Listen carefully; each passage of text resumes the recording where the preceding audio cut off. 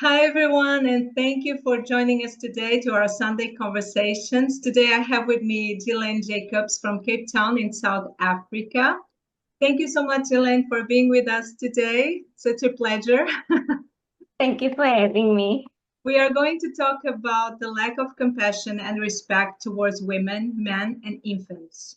So, before we dive into this important topic, I want you to let to know the audience a little bit about yourself, whatever you want to tell us. Okay. So I'm Jillaine, as you mentioned. I'll just speak a little bit about my midwifery and nursing career, just to keep it short. So I've been practicing since the 2nd of February, 1997. It was on a Sunday, I remember was my first day.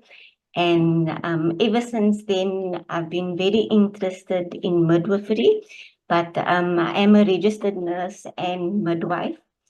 So about 7 years ago, I started to go into, went into private practice, or meaning I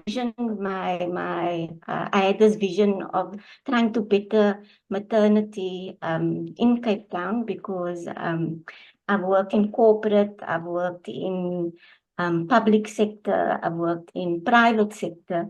And the one thing that was always missing was the joy, the love, and the kindness, and the peace of mind.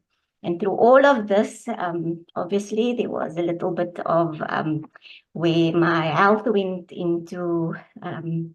little bit low, and I had a bit of a depressive episode.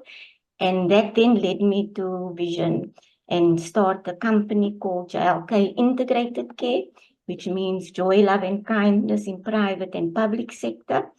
And that is to just to bring that spiritual aspect that is always missing, that I always found that was lacking in our hospitals and in our communities. Then on top of that, to help the more how do you say, the less fortunate, I then started an NPO called Peace of Mind organization, and this is where I help families that are unable to afford private care, even though the care that I provide is at the affordable rate. But there are still people in Cape Town that are suffering, that can't pay for medical or even basic health. So why I also did that was most people in Cape Town are very fearful of going to the public and government sectors because of past experiences and what they hear from family and friends. And then also social media is not very kind. And this also puts that fear base into many families where they either seek the help of private midwives or private professionals, or they seek a medical aid fund, which is very, very expensive in South Africa. In COVID, most people lost their jobs, which meant that most people lost their access to medical aids.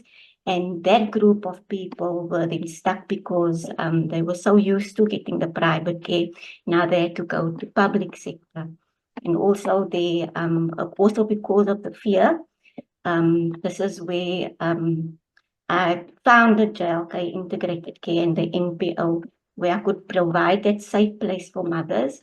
And then also spoke to a few doctors that I've worked with and community professionals, which are supporting me. But at the moment, it's just myself running the practice. And then obviously, when there's any referrals, I have GPs, gynaes, and hospitals to refer my patients if they need.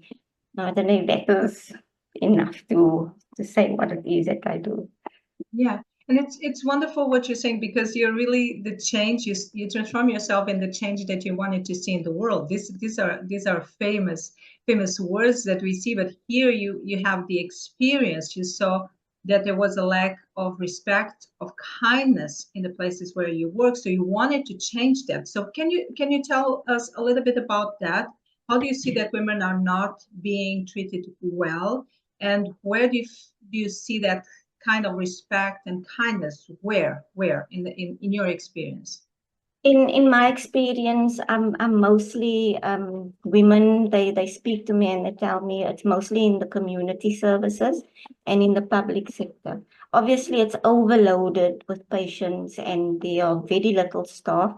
And I can only imagine that the staff they can't provide that compassionate care because of the bulk of community that they have to, or the community that they have to serve. So in turn, when it comes to especially the gap that I found, it's more the, how can I say, it's more the middle class. They once they see, okay, they're working, they're well dressed, it depends on how they go, how they present themselves, then immediately what I heard a lot from women were they want to know what they're doing there, or why can't they get private care? Now they're coming to the government, and they just make it very hard for women to seek that service. And that They, lack of kindness and respect, do you mean during the pregnancy time, during the birth time, during the postpartum? When is that happening in your experience? in my experience, is mostly in the during pregnancy, where women will then leave the day hospitals or the hospitals because they have to wait for hours for care, and then this is where they will seek private care. So I'm not private and I'm not government. I'm sort of in the middle where I can help more, and the stories that they tell me is very depressing. They will say they will sit for hours, or they're not allowed to eat anything, or they always get told, what are they doing here? Can't they afford it's here in Cape Town, it's always about money. It's about money and I can't put it in words. I really can't put it in words, but it, it, it you get, there's a lot of inequality that we're facing here, and the disrespect comes from our very own people. If and I don't mean to bring how do you say, race into it, but us as the colored communities, we are always faced with the hard the hard care. And that is something that I'm trying to correct, or trying to bring peace, or trying to bring government and private integrated into one, so that we can see that we all one people, and we all need that care, that compassion, and that respect. Um, the respect comes from more, as like I say, it's the inequality between you must either be very rich or you must be very poor. And that And has a direct impact on how the mother is perceiving the pregnancy and how the baby also is being yes, taken care of, because they are, in a fusion, right? Baby and mother during pregnancy, they are in a fusion of thoughts, of emotions. It's such a transformational journey and spiritual journey when we are pregnant. So if that gaps are happening and that those inequalities are happening, it has a profound impact on the mother and the baby. And as I can see, as you said in your introduction, it also had an impact in yourself. yeah. Yeah, so it really does, because what I do find is some moms, when they come for antenatal care, all is well, but when it comes to the last trimester and preparing for the birth, the anxiety levels go up. So most moms are opting for home births because they don't want to go to the day hospital because of what they see, the overcrowding and staff that is not too supportive.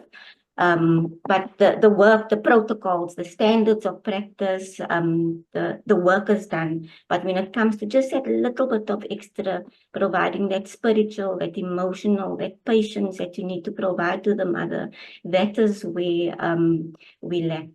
One of the things that we talked about previously to this interview was about the man's role, because in a lot of places, men want to be part and want to protect the mother and the baby. So, although this is often a topic that it's not talked about, how do you feel about fathers and partners, how they are being left or understood? That is also something that I'm also advocating very much. So most fathers, especially when the mom is in the first stage of labor, they're not allowed to be with the mom. And I think that is the most important part of the whole birthing process. They're not even allowed to go with the moms for their antenatal care so that they can hear what is going on. And I do understand it's going to now come again with the amount of patients that goes to the community hospitals or that's in the hospitals. So the space is not always how can you say Welcoming. is not welcoming for them. So we find fathers sitting in they can't even, not in the corridors, they have to be outside. Or if the mom is in a first stage of labor, which I think is the most important part of labor, where the support system needs to be very, very strong. The dads, they have to sit in cars and then wait till the mom gets now to second stage into the labor ward, and then he's just there for that birth of the baby, then he needs to go again. So I do understand that whatever policies that needs to be followed here in South Africa, for some reason the system is like that, and I believe that is why our system is so weak, is because there's not enough support for families, especially men. How I try to advocate that is in my antenatal clinics, it's compulsory that the partners, the fathers must be with, so that they when they have questions, when we give advice, they are the eyes, they are the one with the partner and the mom at home. If she's experiencing whatever, there's sometimes when the moms, they're not very truthful, but then I have a way of speaking to the fathers and they will tell me this is what's happening. And with them being there, it makes the antenatal care, it makes the birthing process much easier. Another example I can say of how important it is for fathers to be included and also know how to support and assist moms is you provide them with the same education as like what I did was I used to teach midwifery students at the university some few years ago, and I use that same principles as teaching my fathers what to look out for, how to monitor contractions, what are the warning signs, how to communicate with the baby in utero, how to just build that bond with the mom, because obviously your body is going through changes. The baby feels and hears his voice, and if there's any tension,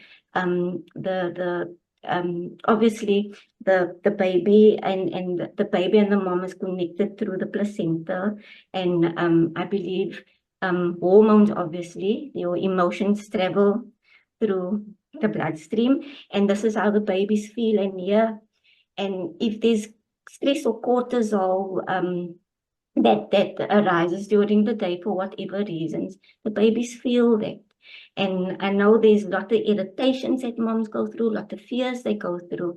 And the one way that I can support them is by educating fathers as if I'm educating a student, so that they can have that extra knowledge and also be that advocate, that eyes and ears for midwives or for the practitioners, that when the mom can't speak, the dad is there to be able to pinpoint exactly what it is that we need to, as healthcare professionals, to say, okay, we're seeing a bit of blood pressure, and most of the time it's not a physical condition, it's stress that is withheld, or maybe she's suffering from a cold, or she has throat infection. Maybe is there words that she can't express, is maybe she's still working and she can't express how she's feeling. So now there's throat infections, and then they get treated for conditions where all they need is that spiritual, emotional support, which I think first starts with the father, and depending on the education and the support that he gets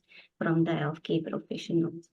You have already talked a little bit about this, but tell us what were the changes that you did in your clinic, in your experience, the changes that you did so that women would feel more supported, babies would feel that their needs were met, and families and couples would feel also that this is such a blessing journey of pregnancy. So what I did was I advocate the fruits of spirit, where joy, love, kindness, peace, patience, gentleness, goodness, self-control, and faithfulness is the 9 key points that I focus on. Once you invite that and you model it, they can pick up on that, because obviously it's a spiritual experience. And how that worked for me was, it worked. First, I started off with just doing the birthing, the home births. As I say, in COVID is how it started. But then I started to see, where do these moms go afterwards for the immunization? And this is where I expanded on the practice, where I started from conception right through to birth coaching, to delivery, labor and delivery, through to the postnatal process. But I didn't just stop there. Then I asked myself, what's going to happen to these babies and families for immunization, for guiding when they toddlers, following their milestones?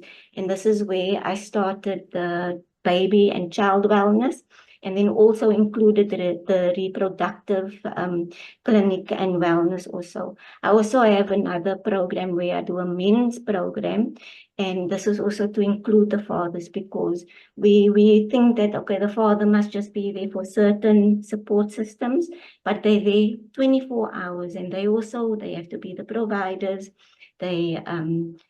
Some moms, they can't speak for themselves, especially if I can use an example, if they're having maybe some early labor signs and they don't want to call some hours in the morning. It's always the dads that will say, Sister Jacobs, this is happening. Is it something that we should worry about? And then educating the father gives the mother more peace of mind.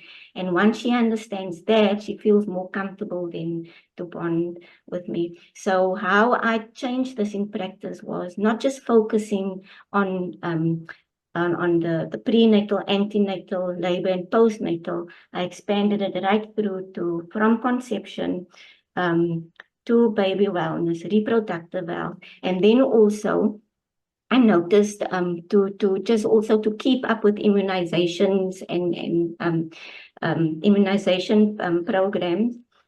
Moms and dads have to go to work, and this is where the grandparents then got involved. So grandparents are bringing their babies for their immunizations and their checkups, and this is also where I started educating grandparents. Then it came to family wellness, where you can see the grandparents. Obviously, it's not the same like it was before.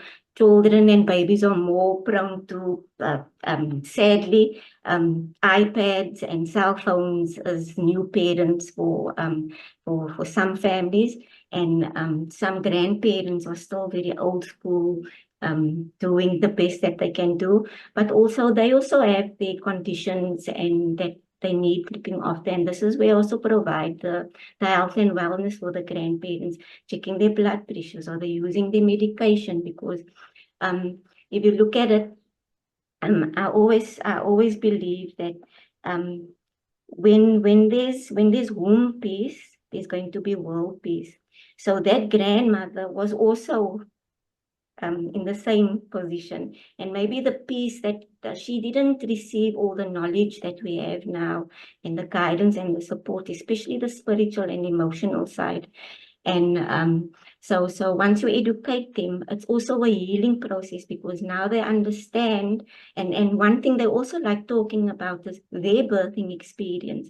And then the daughter will say, oh, okay, now she understands why this happened. And then when there's a little baby girl or a little baby boy, they will then now come together as a family, and then also try to correct what we were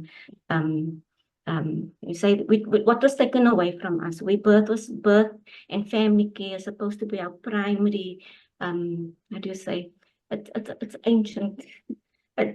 We lost the spiritual connection with birth, and this is why I not invited, but I truly advocate for the fruits of spirit, because against those there is no law. So if you're joyful, if you're kind, if you're patient, if you're peaceful, if you're gentle, and you have a good heart, and you're faithful, and you practice self-control, I believe we can heal the world, and it will start with one Yes, place. that's what I was going to say. There's a lot of healing process that you do in your own practice. And then that also brings my mind to the health workers. So the health workers also need to go through their own journey of healing, of showing more compassion, of being more in peace of mind, so they do not add more stress um, in their jobs, or stress to the mother, stress on the baby or family. So how can we help health workers to feel that, to also heal their own stories and be more able to have a more fulfilling job in as you did, when you transformed yourself in your journey so that you could help better? So with healthcare workers, I've worked with some of the best midwives and the best nurses as I was going through my journey. And the one thing that I believe is there are programs out there, but I've never really heard of any compassionate, respective care programs. And it's something I'm trying to work on, and it's something I'm working really hard on, where it should be a continuation, where I have access, where I'm hoping to get access into hospitals, where we identify those midwives that are suffering in silence, that they most probably also went through the same kind of lack of compassion or respect in their birthing experience. We don't know what is going on in their households, what their circumstances are. So what I think will be a very, very good program to start with not just a once-off thing, but something where we continually go visit healthcare workers, and it's something I'm prepared to do also, is to provide them with a compassionate, respectful care, meaning listening to what they're experiencing when they're at work. Is it maybe that when they see a mom in labor, does it remind them of the support they didn't receive in care? Does it remind them when they're working with infants, do they remember being not being treated with gentleness? Because I do believe, I also remember things of that I can't explain, but I remember being an infant and just smiling and feeling a lot of joy and feeling a lot of love. But around me, there was a lot of emotional, and I think this is where I'm very sensitive to loud noises, to crying, and just that imbalance. I'm very sensitive to it. So I think that once we work a program out where we can sit, and it shouldn't be in a group, because groups don't work. It should be one-on-one. And this is why in practice also, when I do counseling, when I do prenatal exercises, whatever the family needs, is always one-on-one. Because when you have someone that listens to you, not just with your ears, but with your heart, mind, and spirit, the healing will then come out. So I believe there's a lot of unhealed health professionals, and they get reminded of that day to day, from when, like I say, they get reminded by a patient and kicks to them, and they try to, it's a defense response, or it's a stress response, if I could say that. Thank you so much, Jillaine. It was the time just flies with you, Oh my and you had gosh. such a great experience. I really enjoyed everything that you are bringing up to the table, and this is very important because in some ways, when we are living in countries, I live, for instance, in Norway, and we sometimes, I say that we live in a bubble because we think that the world, that's how things should be, and how women should be supported, especially in this such an important time in their lives, and the babies should have their needs met. And we are faced with different realities, and this is very, very important for the discussion, the global discussion around pregnancy around the world. Thank you so much, Jillaine. Thank you for having me.